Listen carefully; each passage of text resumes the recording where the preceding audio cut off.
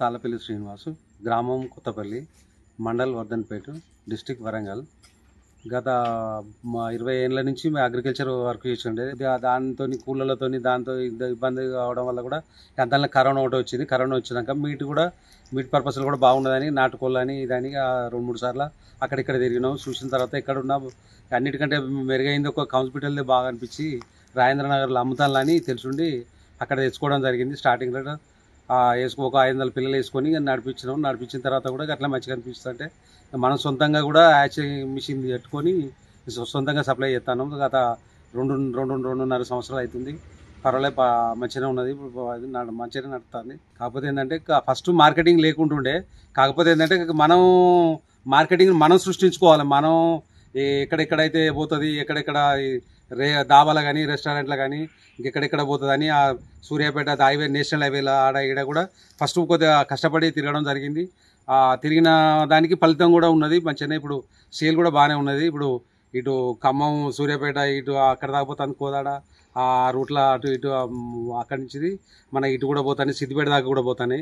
పర్వాలేదు, మనకు వచ్చిన ఈ అవుట్పుట్ కూడా మనకు ఎంత వస్తుందో అంత మళ్ళీ బయటికి కూడా వెళ్ళిపోతుంది. మంచిగానే పర్వాలేదు.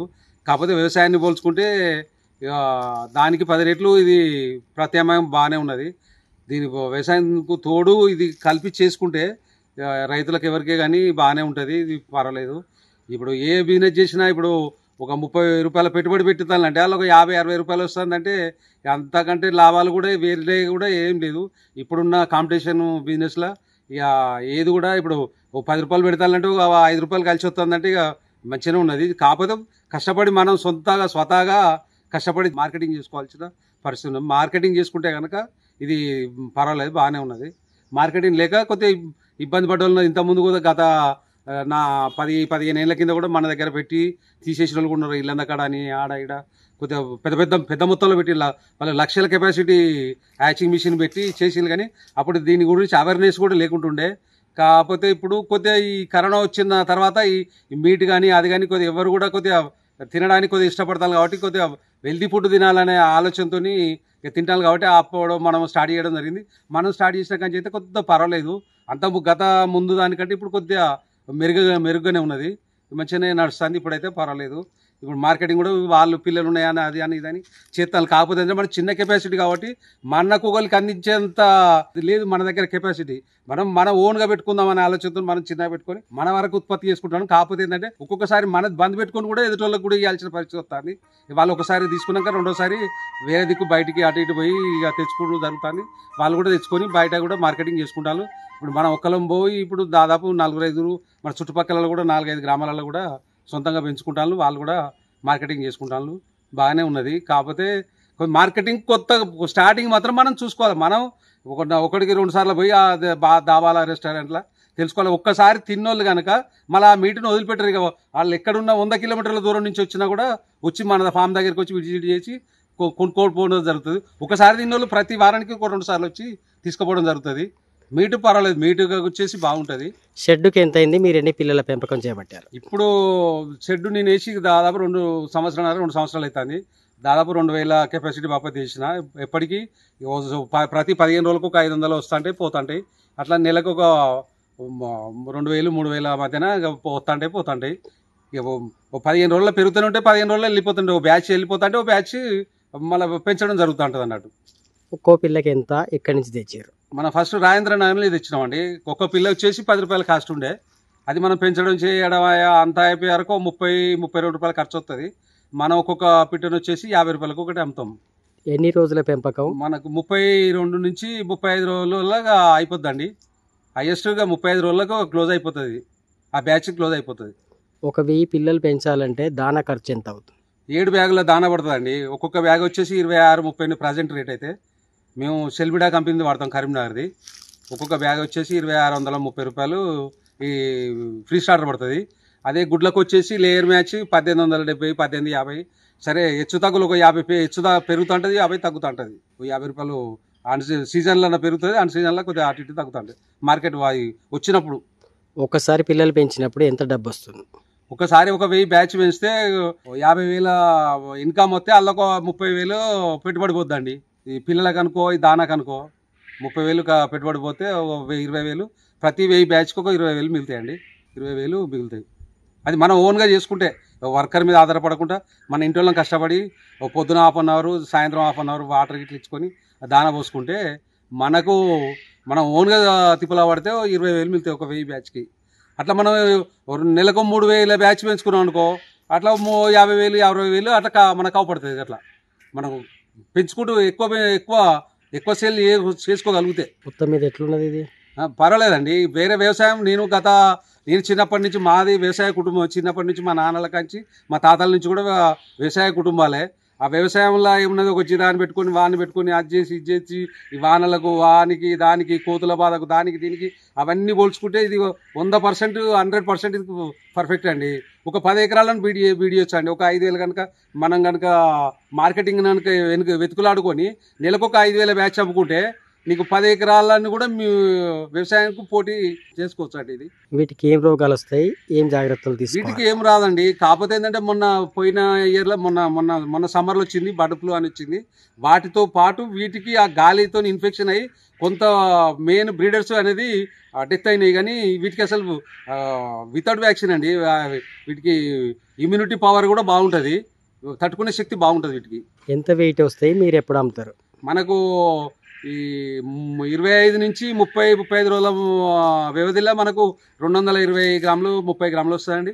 మన కటింగ్ స్టేజ్కి వచ్చే వరకు 220 30 గ్రాములు వస్తాయండి. ఒక్కొక్క పిట్ట 180 నుంచి స్టార్ట్ అవుతుందండి మార్కెటింగ్.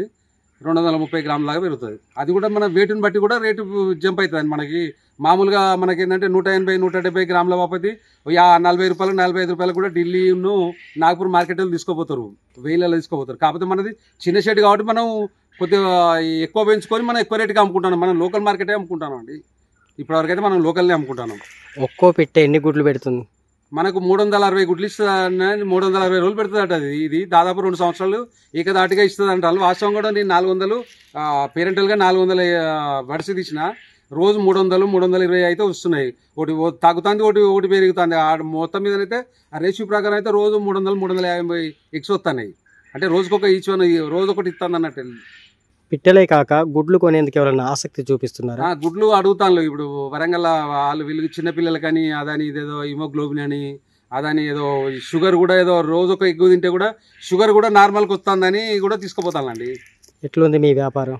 పర్వాలేదండి, మంచిదే ఉన్నది, మంచిగానే పోతాయి. వరంగల్లో ఒక డాక్టర్ అట, మన హోమియోపతి డాక్టరు, వాళ్ళు ఒక 2 సార్లు తీసుకున్నారు, వేరే వాళ్ళు తీసుకున్నారు.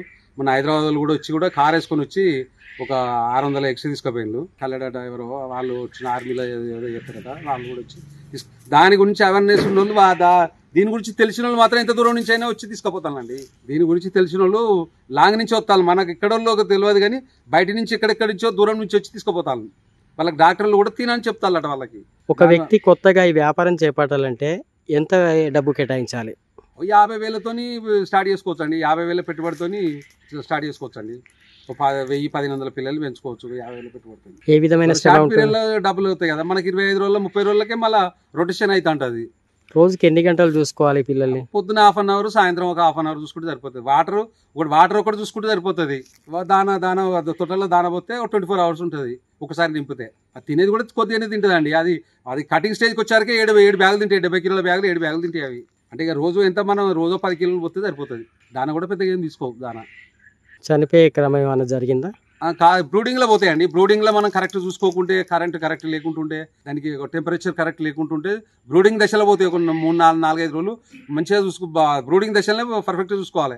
తర్వాత ఇక మొటాలిటీ అంటూ ఉండదండి. ఇక ఏమన్నా వ్యాక్సిన్స్ ఇస్తారా? వ్యాక్సిన్స్ ఏమి ఇవ్వమండి, వ్యాక్సిన్ ఏమి ఇవ్వము. కాకపోతే ఏంటంటే ఇది పట్ల కోసం అని ఈ బ్రాయిలర్ వాడిందే ఏదో పౌడర్ లాంటిది ఇస్తారు అంతే. అదే ఒక వన్ డే ఇస్తారు అంతే. అది పౌడర్ మనకు వచ్చేది వస్తుంది, పోయేది పోతుంది, మనకు నడుస్తుంది. కాకపోతే మనం ఫస్ట్లో కొద్దిగా ఇబ్బంది అయింది. ఫస్ట్ 2 బ్యాచ్లు కొద్దిగా మార్కెటింగ్ కరెక్ట్ దొరకక చేయక ఇబ్బంది అయింది.